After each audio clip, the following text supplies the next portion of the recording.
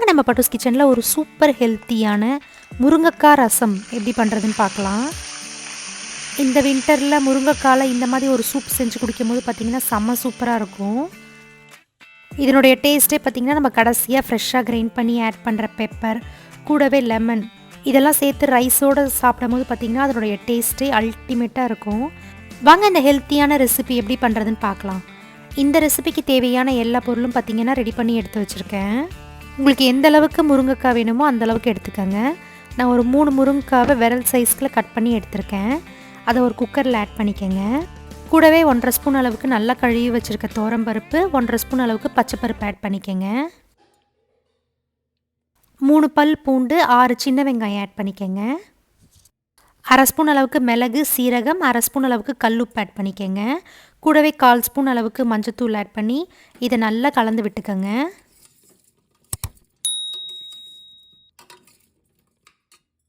3 tumbler அளவுக்கு தண்ணி add பண்ணிக்கோங்க. நல்லா கலந்து விட்டு குக்கர் மூடி ஒரு 4 விசில் லோ ஃப்ளேம்லேயே வேக வச்சு எடுத்துக்கோங்க.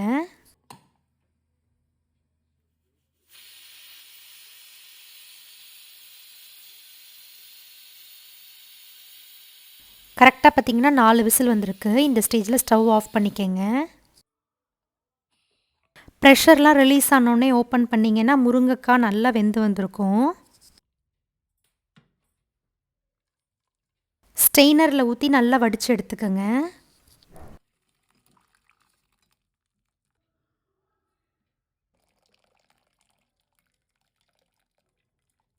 கூடவே ஒரு 1/4 டம்ளர் அளவுக்கு தண்ணி ஊற்றி கரண்டி வச்சு நல்லா மசிச்சு விட்டிங்கன்னா அதில் இருக்க சாறு எல்லாமே வந்துடும்.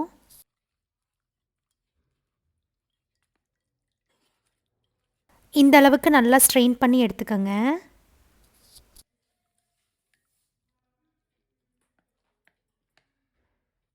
இப்போ இதுக்கு மேலே பார்த்திங்கன்னா பொடியை கட் பண்ண ஒரு கை அளவுக்கு கொத்தமல்லி, 1/2 பழம் லெமன் ஆட் பண்ணிக்கோங்க.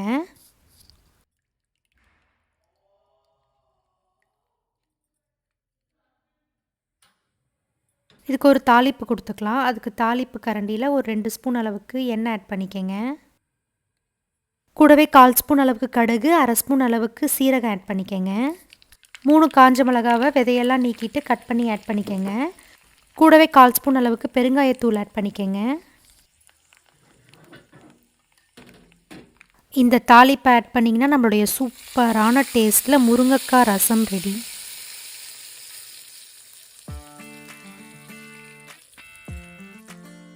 இதுக்கு மேலே ஃப்ரெஷ்ஷாக கிரைண்ட் பண்ண பெப்பர் ஒரு 1/2 ஸ்பூன் அளவுக்கு ஆட் பண்ணிக்கோங்க.